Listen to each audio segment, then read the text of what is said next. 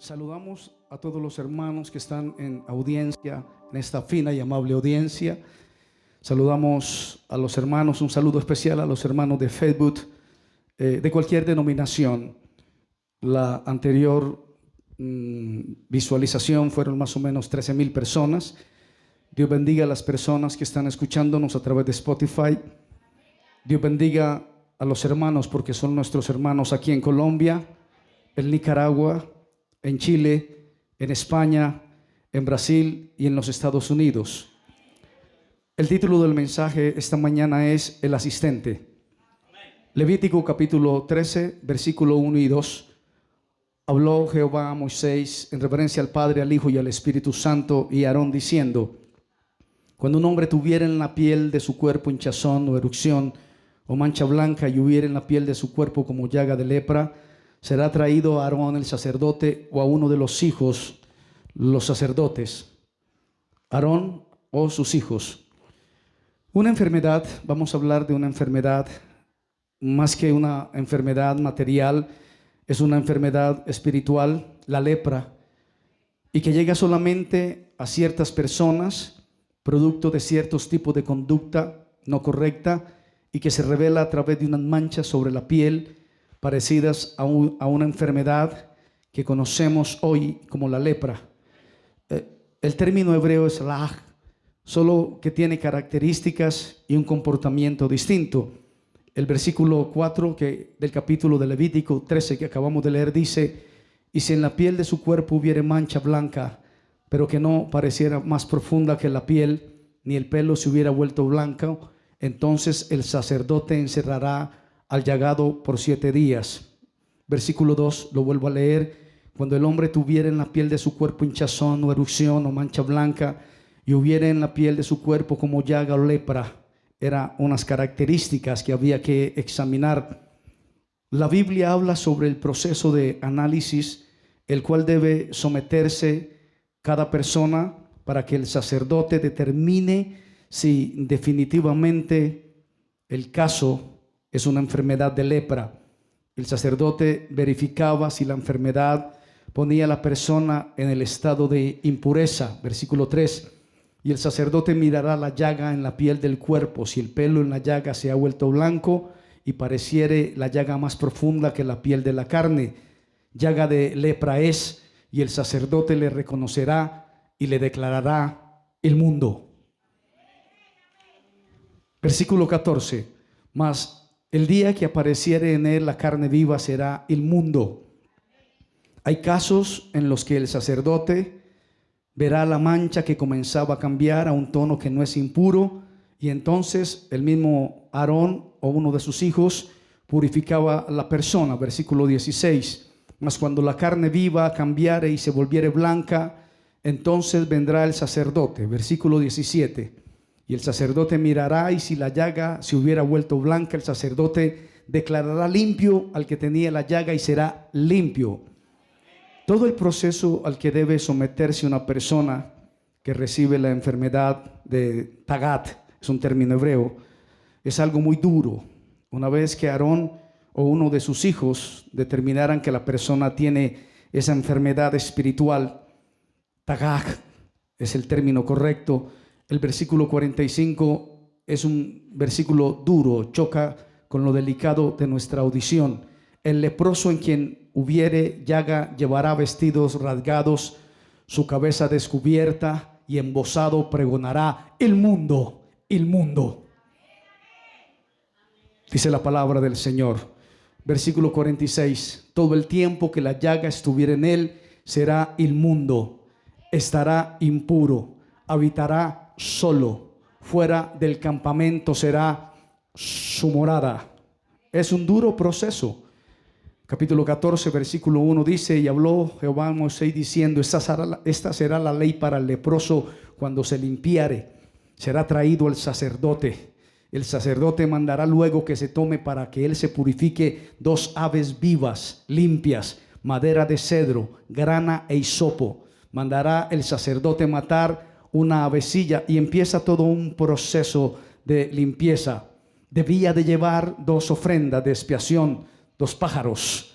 Toda persona que escucha sobre este proceso que tiene que pasar la persona que fue afectada con la enfermedad espiritual.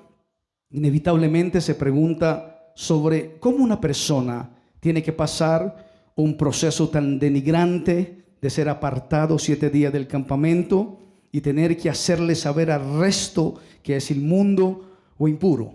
Surge la pregunta, la Biblia, que es el libro de la bondad perfecta, ¿cómo puede ser que sea puesto de lado el honor, la dignidad de la persona, los derechos, diríamos en esta época, que le pertenecen a la persona, y que la haya obligado a someterse a un proceso tan denigrante, tan solo por haber recibido este tipo de enfermedad espiritual? Primero, debemos de entender el motivo por el cual el Creador decide que se le envíe desde el cielo este tipo de enfermedad espiritual a una persona específica. Dicen los expertos que el motivo principal por el cual la persona recibe esta enfermedad espiritual de Tagat sobre su piel es por el pecado de la blasfemia. Es por el pecado de la blasfemia.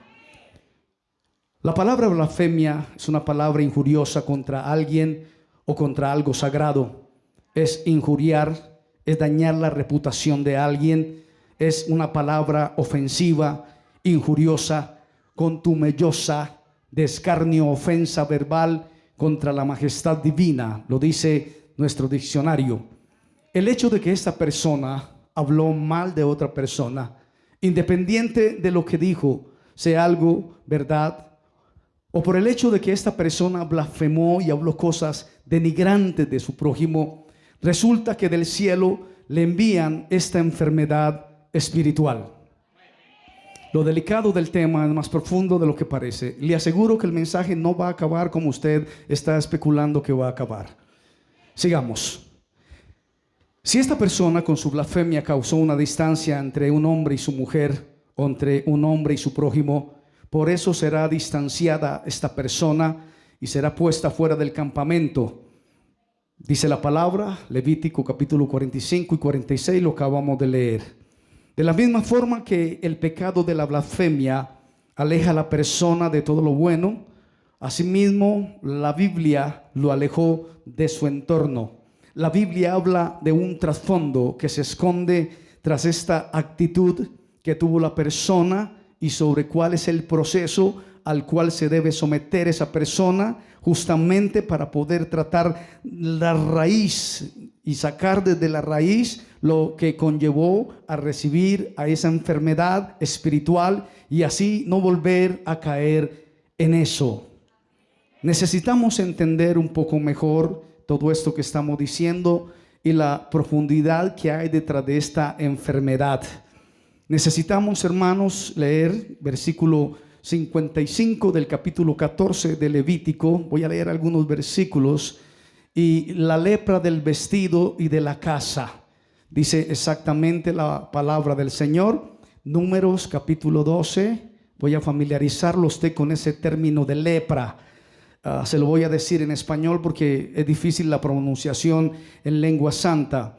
En Números capítulo 12, versículo 12. No quede ella ahora como el que nace muerto, que al salir del vientre de su madre tiene ya medio consumida su carne. Dice la santa palabra del Señor, dando algunos puntos o algún perfil de lo que podría ser la lepra. Segunda de Crónicas, capítulo 26. Esta mañana va a ser un poco de educación histórica. Espero que usted tome lo bueno, rechace lo malo y que sea edificado en la palabra del Señor.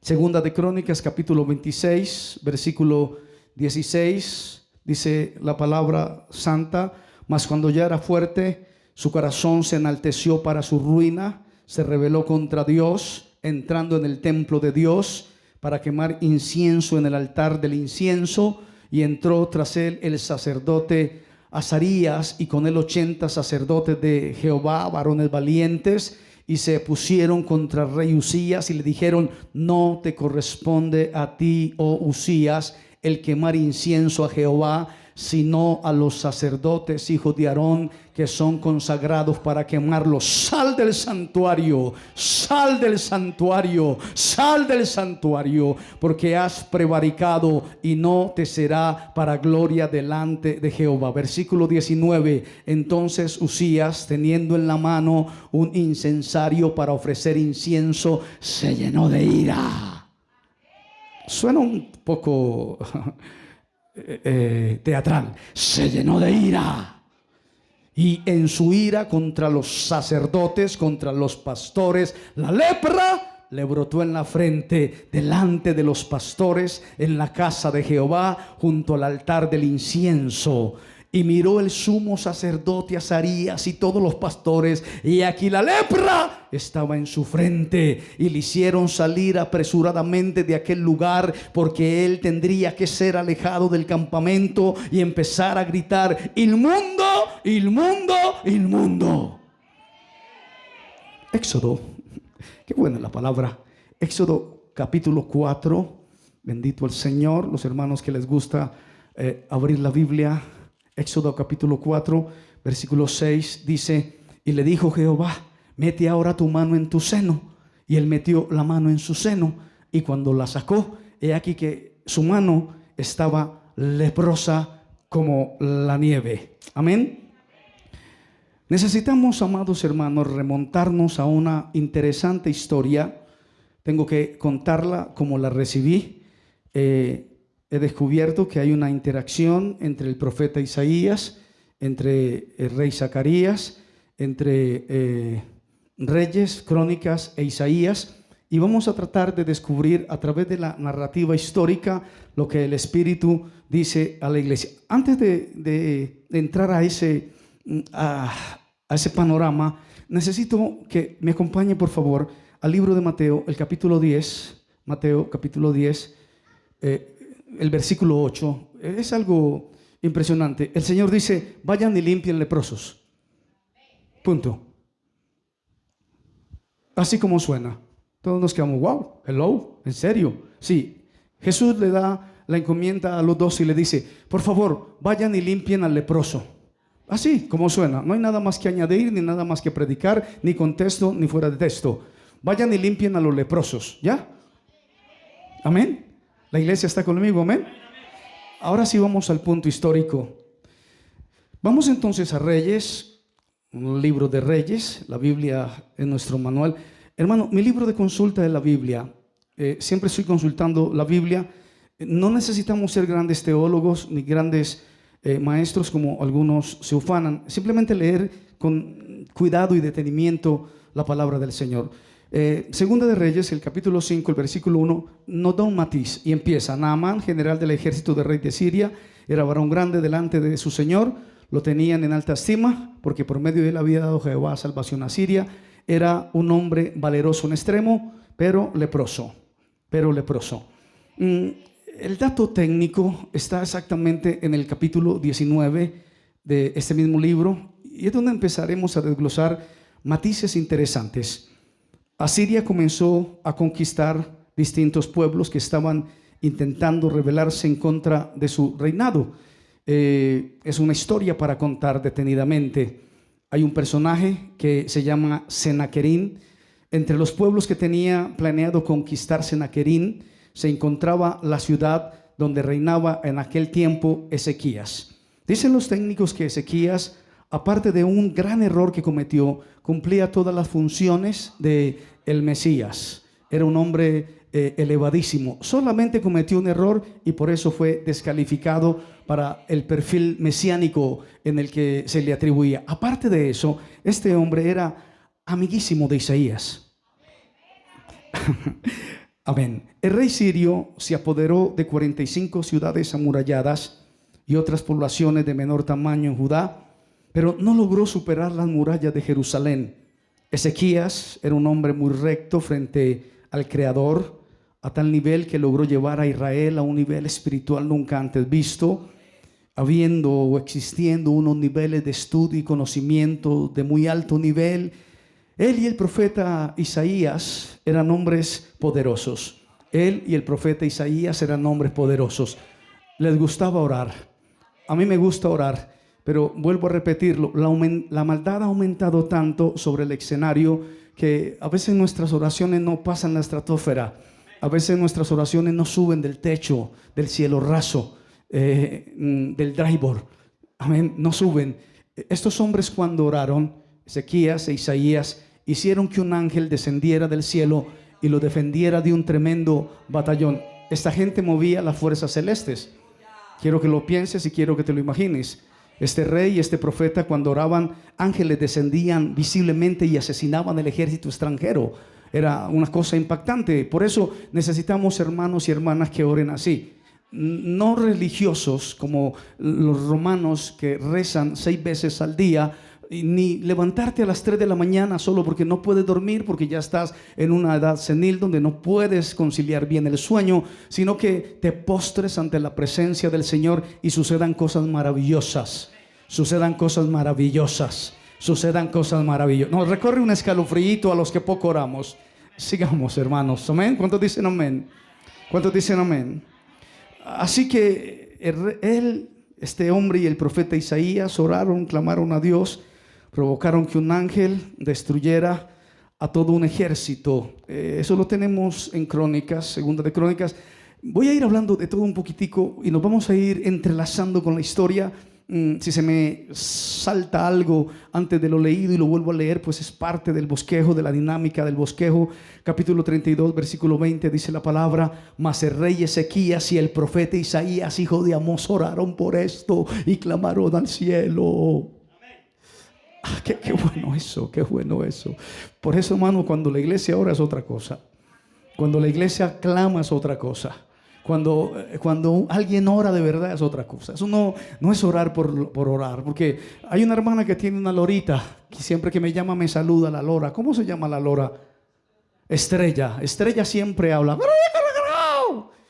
¡Qué bien! Y a veces nuestras oraciones son como las de Estrella. Pero nosotros necesitamos orar como oró el profeta Elías y este rey. Oraron, se postraron, se humillaron e hicieron descender literal al ángel Gabriel para que los defendiera de un asunto.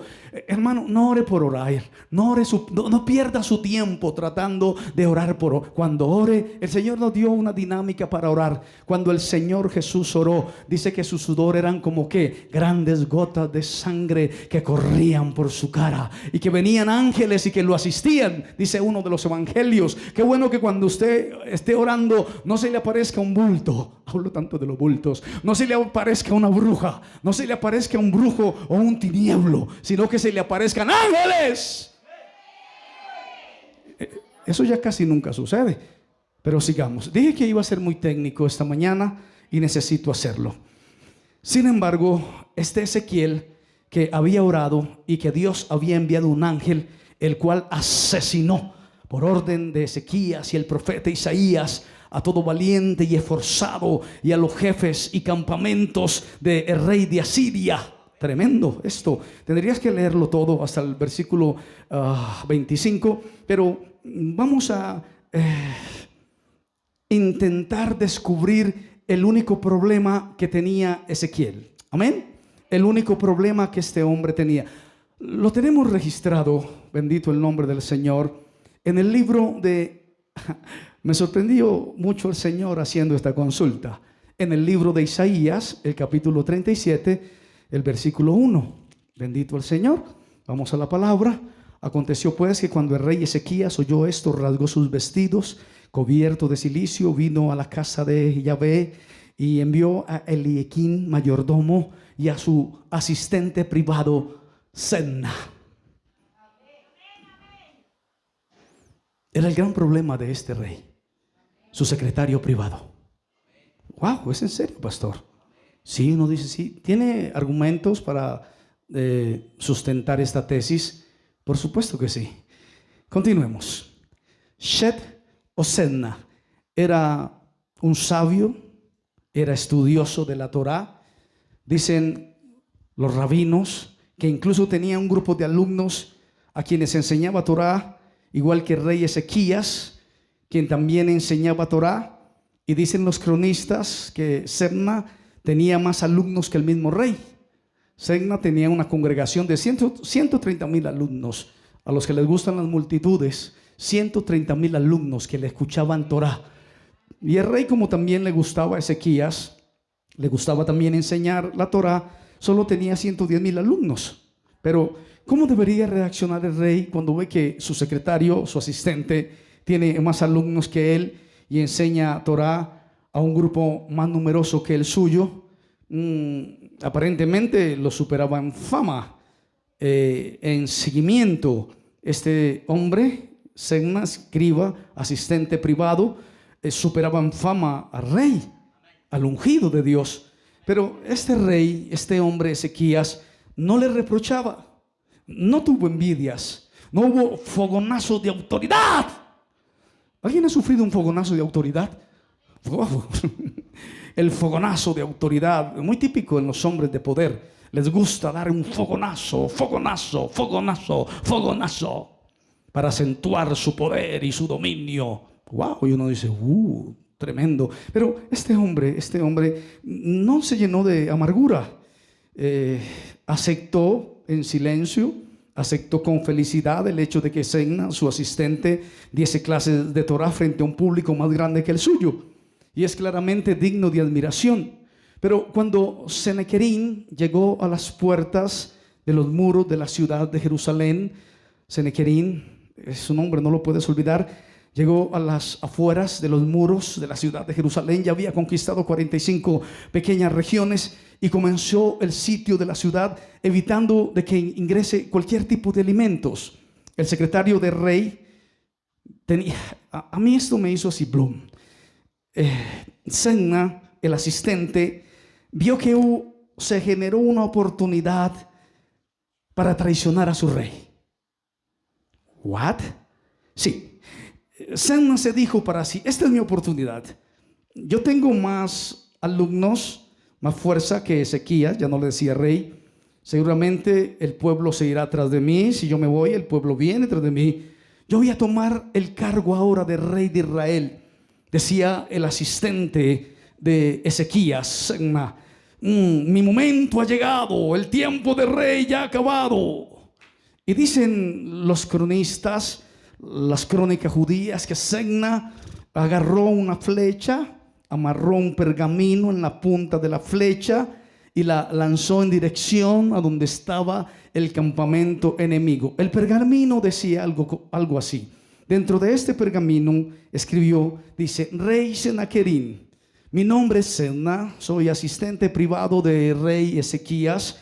Yo tengo un grupo interesante que a usted le podría apoyar. Tengo más alumnos que el mismo rey, la mayoría del pueblo, tengo el favor del pueblo, el pueblo está conmigo y yo quiero hacer un pacto con usted y yo quiero que cuando usted sea el que gobierne, decía esta carta, sobre todos los pueblos, cuando termines de hacer tu trabajo y gobiernes en Jerusalén y vuelva ya allá donde tú perteneces, a Siria, entonces me dejes a mí gobernando en Jerusalén, no te olvides de mí. Era el asistente privado del rey Ezequías, amigo personal de Isaías.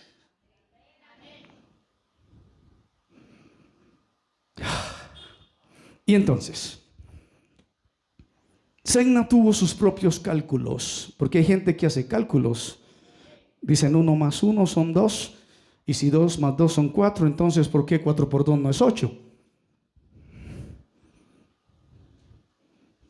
Pero qué bueno cuando el Espíritu Santo es el dueño de la grey, es el dueño de la obra, es el dueño del redil.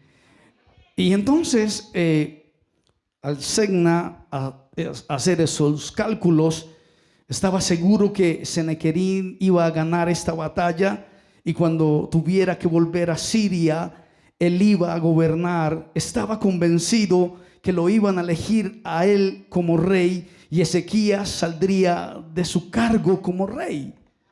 Volvamos a la palabra, que es nuestro fundamento, que es nuestra cronología. Segunda de Reyes, capítulo 18, versículo 26, dice la palabra: entonces dijo Elecán, hijo de Hilcías, y Segna, y Joá Rancés. Mire el lenguaje que ya hablaba Segna: te rogamos que hables a tus esclavos en arameo. Amén. Tienes que unir esas puntadas para que hagas el cuadro perfecto. Tienes que unir esas puntadas. Aleluya. Qué bueno es que no negociemos con el enemigo. Aleluya. Por ejemplo, el dinero, raíz de todos los males, es el amor al dinero. Aleluya. Por ejemplo, el amor hacia el mundo. No améis al mundo ni las cosas que hay en el mundo. Si alguno ama al mundo, el amor del Padre no está en él. Si alguno quiere ser amigo del mundo, se constituye enemigo del Dios de Abraham, de Isaac y de Jacob. Por eso tiene que haber una identidad. Aleluya. Esta semana, aunque dije que no me voy a demorar, estoy hablando con un hombre que perteneció a un grupo gubernamental y había pertenecido a una secta muy grande. Entonces le hice una pregunta: ¿a qué misión perteneces? Me dijo: ¿a qué misión? Le dije: ustedes son una gran inmobiliaria mundial. No puedo tener una comunicación de fe contigo porque mi profeta nació en un pesebre. Papá es pobre, tu papá es rico, porque son una inmobiliaria y tienen propiedades en todos los lugares del mundo. El mío no tenía dónde recostar su cabeza, así que tu contexto con el mío no cuadran. Amén. Aleluya. Porque cuando sabemos que nuestro papá no tenía dónde recostar la cabeza, que él mismo vaticinó que el templo, ¿cómo nos gustan eso? Dije que no me iba a demorar. ¿Cómo nos gustan esos escenarios góticos donde entramos y nos sentimos como una pulga y vemos allá a la deidad, sobre todo robusta, obscenamente obesa? Y nos encanta eso, nos encanta el carruaje, nos encanta la algarabía, nos encanta. Escuché de un europeo algo. No me gusta escuchar lo castizo, no me gusta escuchar lo criollo porque está demasiado permeado. Un europeo, primer mundo, decía: hay una gran iglesia que está formada en las filas del emocionalismo. Y entonces esa iglesia demanda emociones. Como un colibrí ve un pequeño recipiente lleno de miel con azúcar y va 3 veces al día a saciar su necesidad de dulce. Hay una gran iglesia que necesita que le muevan las emociones, pero cuando le hablan la palabra, inmediatamente rechazan al que está hablándole la palabra, porque no les gusta, porque no soportan. Vendrán días donde no soportarán la buena palabra. No son lenguajes comerciales, no producen cash, porque la gente está acostumbrada a que le muevan el centro. Y la gente, hay expertos. Yo hice una crítica muy mía, a mi edad ya puedo hacer ciertas críticas, y es que cuando esa generación se canse de las emociones, usted puede emocionar gente de los 20 a los 40 más o menos. De los 40 hacia arriba, la gente empieza a ver una involución en su organismo. A los 45 se te borra la visión. ¿Cómo se llama? No. Ahí a los 45 algo pasa con la edad, con la vista. Ay, los ciegos de esta iglesia no saben. Ok, muy bien, eso pasa. Estigmatismo creo que pasa porque no ves ya y tienes que usar las gafas. Y viene un proceso degenerativo. No estás evolucionando, estás involucionando. Ahora, el problema de los viejos de esta época es que todavía creen que están estancados en una época. Su cuerpo les grita que son ancianos de la tercera edad, pero su cerebro les dice que tienen 14 y medio. Y no están contextualizados con su vida, con su esquema. No sé por qué me salí del tema. Permítame, amable audiencia, volver al bosquejo. Aleluya. Así que Segunda de Reyes 1:14 dice que este hombre oró cuando el rey Ezequías lo oyó. Ezequías se enteró de todo esto que se estaba gestando, que su secretario privado le estaba diciendo: habla a tu siervo en arameo, a un canciller de Senequerín, y que ya le estaba diciendo, sin conquistarlos, ya le estaba diciendo: tu siervo, tu esclavo, yo soy tu esclavo, no me hablen arameo. Por favor, no le entiendo, mi señor. Y entonces el rey Ezequías se enteró de todo esto. Por supuesto, se puso nervioso porque una gran rebelión se venía a venir. Pero entonces, ¿qué hizo este rey maravilloso? Dice la Biblia que cuando el rey Ezequías lo oyó, rasgó sus vestidos, se cubrió de cilicio y se fue para la iglesia.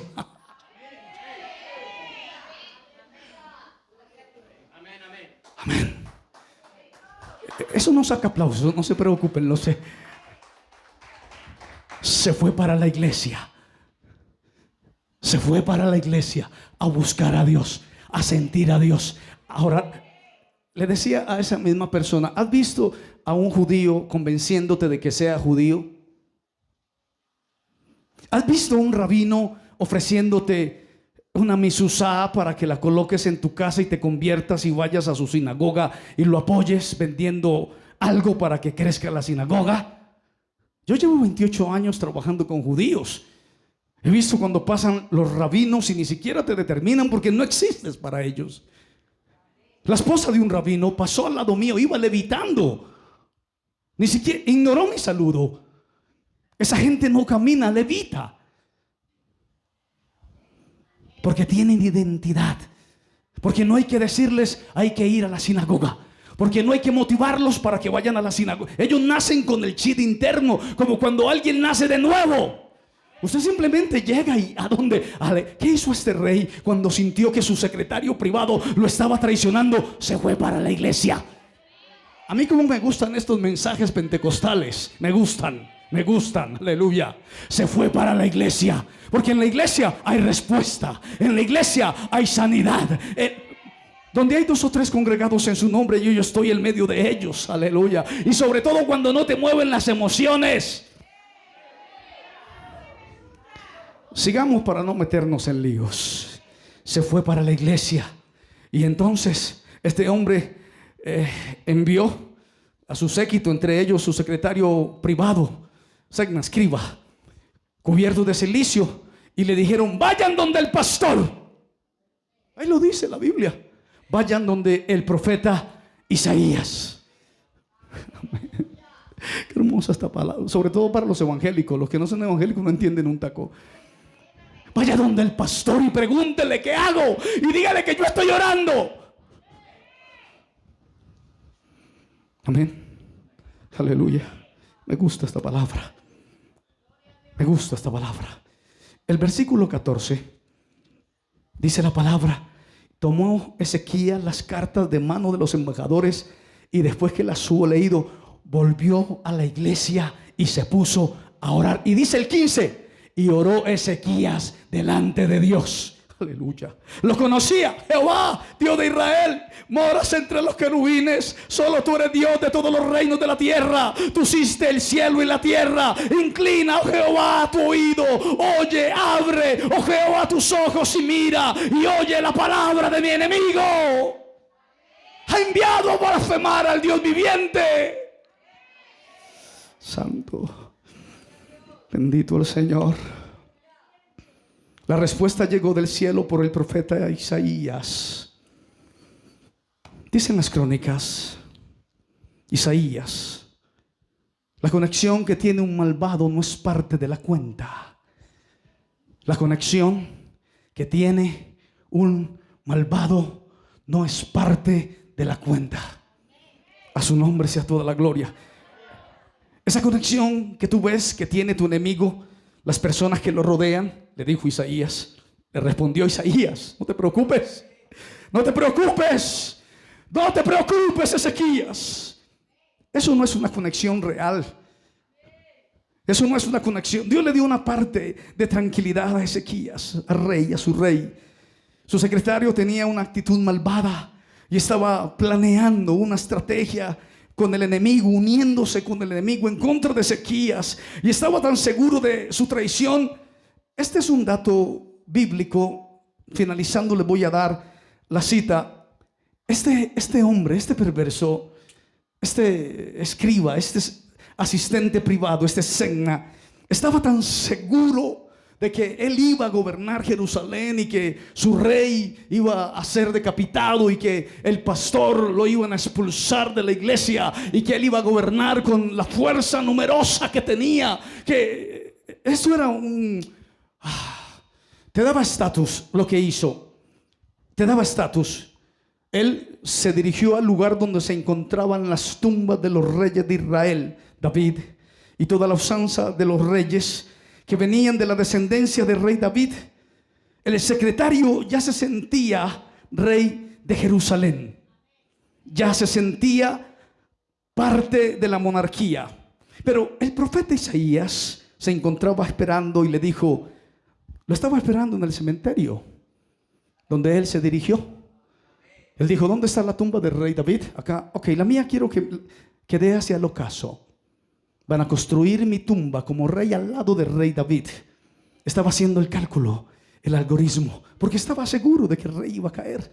Y se fue al cementerio y le dijo, por favor, construyan mi tumba acá. Sus 130,000 colaboradores, no se preocupe, rey, ya está el dinero, ya están las finanzas, ya lo tenemos todo planeado. Él dijo, puede ser un poco más grande que la de David, pero no exageremos ahí.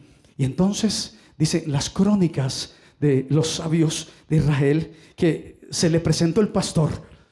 Aleluya, qué incómodo cuando llega el pastor o cuando llama al pastor justo cuando no tenía que llamar. Aquí somos una congregación pequeña, pero nos gustan esos sustos pastorales. Y entonces se le apareció el pastor Isaías y le dijo, ¿qué haces acá?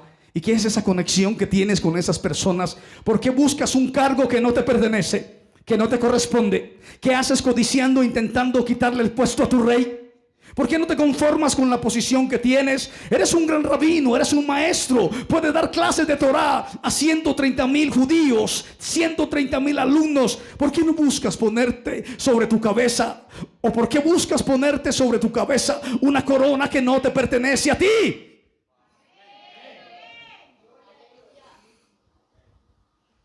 Sigamos. Es mi deber decirte, asistente del rey, que todos los intentos que vas a hacer van a fracasar. Recuerden que estaban en el cementerio frente a la tumba de David, donde él iba a hacer, ¿cómo se llama eso? Un mausoleo, un mausoleo. Y entonces le dijo, todos los intentos que vas a intentar, valga la redundancia, van a fracasar y no vas a finalizar de la forma que tienes presupuestada. No vas a finalizar en la forma que deberías hacerlo. Y no solamente eso, sino que lo que tenías te lo van a quitar del cielo.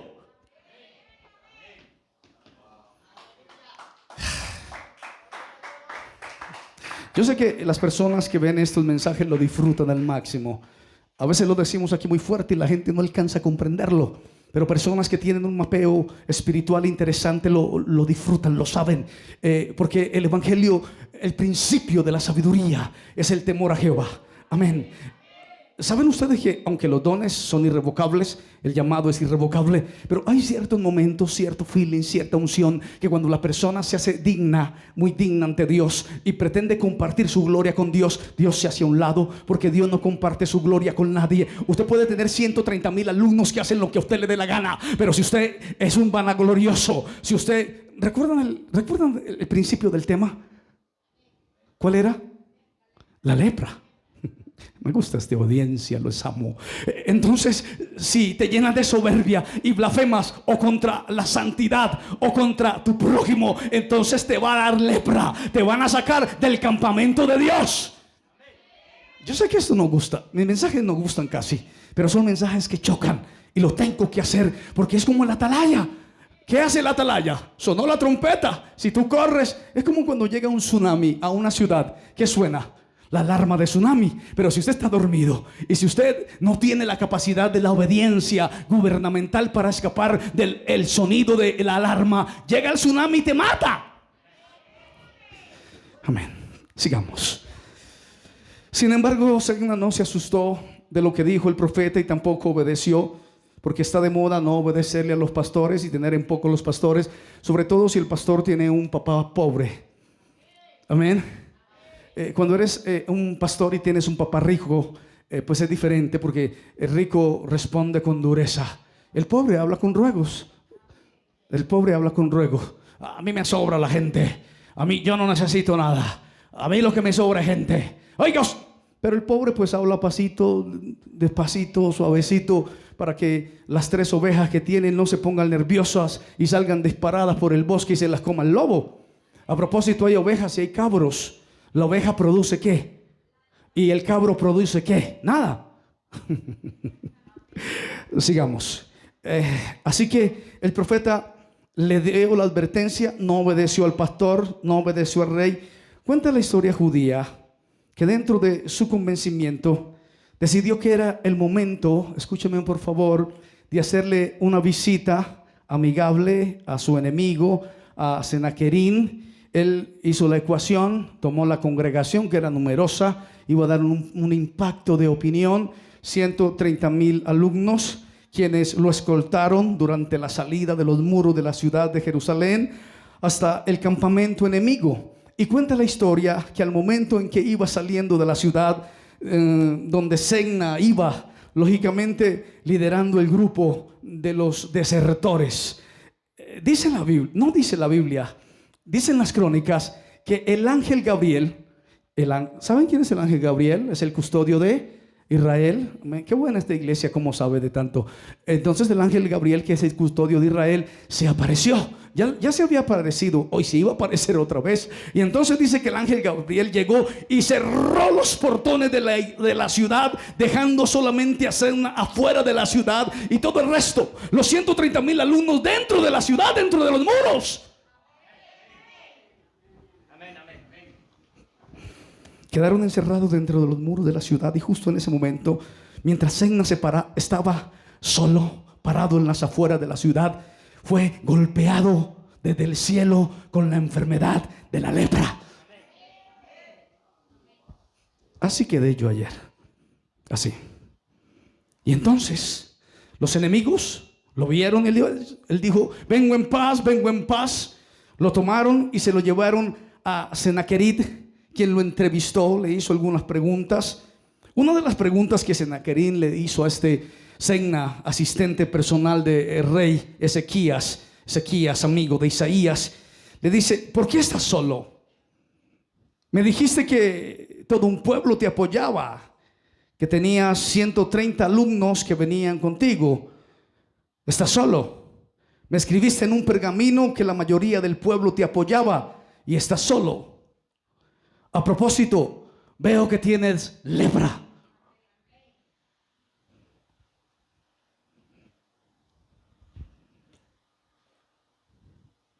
Tu Torah dice que si alguien tiene lepra es expulsado del campamento. No era estúpido, Senaquerib. Y dice: me mentiste solo para salvarte tú y tu maldita lepra, porque eres un desgraciado leproso. Este error te va a costar la vida. Dicen los cronistas que lo mató de una forma muy cruel, y hasta ahí llegó su plan. Unos días después, dicen las crónicas, ojalá lo leas en casa porque es interesante, capítulo 32 de Crónicas. Unos días después, Dios envió una tropa de ángeles que asesinaron a 185,000 soldados. Segunda de Crónicas, capítulo 32, versículo 21. Jehová envió un ángel, el cual destruyó a todo valiente y esforzado, y a los jefes y capitanes en el campamento del rey de Asiria. Pero necesitamos ver lo que dice el mejor amigo de este hombre, que movían el cielo. Isaías capítulo 37, versículo 36. Dice la palabra del Señor: Senaquerib, rey de Asiria, se fue e hizo su morada en Nínive. Pero necesito que veamos el final de Segna, porque todos tenemos que decir: ¿qué pasó con este hombre? ¿Cómo? ¿De dónde saca el pastor esta información? Necesitamos más datos. Ok, vamos a leerlo. Esta fue la joya. Esta fue la joya. Isaías capítulo 22, versículo 15. Necesito que todos los estudiantes vean ese capítulo, por favor. Isaías capítulo 22, versículo 15. Es tan obvio, quiero que lo escuches. El 15 dice: Segna será sustituido por Eliaquín.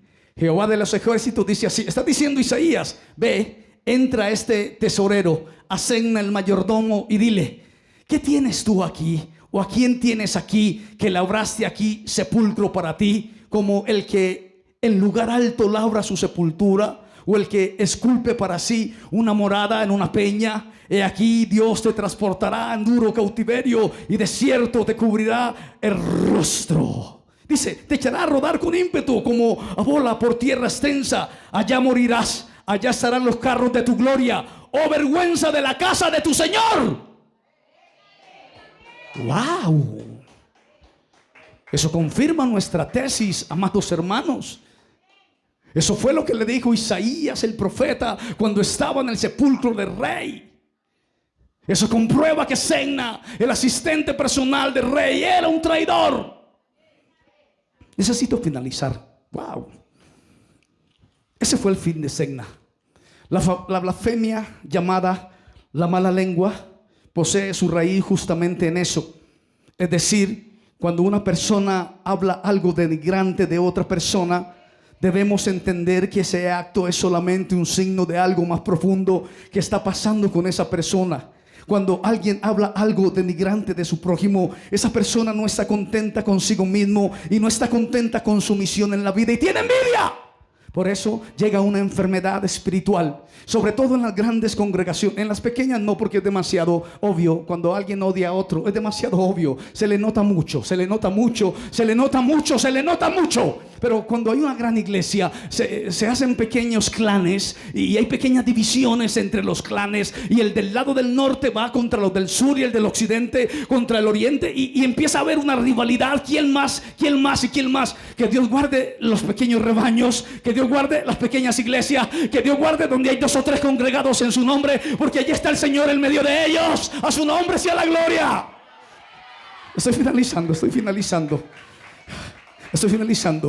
Alegrémonos con nuestra parte y no codiciemos la parte del prójimo, porque cuando codiciamos la parte del prójimo es cuando tenemos envidia, y cuando hay envidia hay lepra, y cuando hay lepra entonces es porque el cielo te castigó. Ama a tu prójimo, respeta a tu prójimo, respétalo. Me dirán los estudiosos, ¿a quién debemos de respetar? Finalizo mi discurso con esto. Lucas capítulo 10, versículo 29. ¿Quién es mi prójimo? Gracias, Señor, por tu palabra. Eres bueno y poderoso. Gracias por esta reunión, porque escrito está, donde hay 2 o 3 congregados en su nombre, estoy yo en medio de ellos. Bendice la audiencia, bendice la iglesia. En el nombre del Padre, del Hijo, del Espíritu Santo. Amén.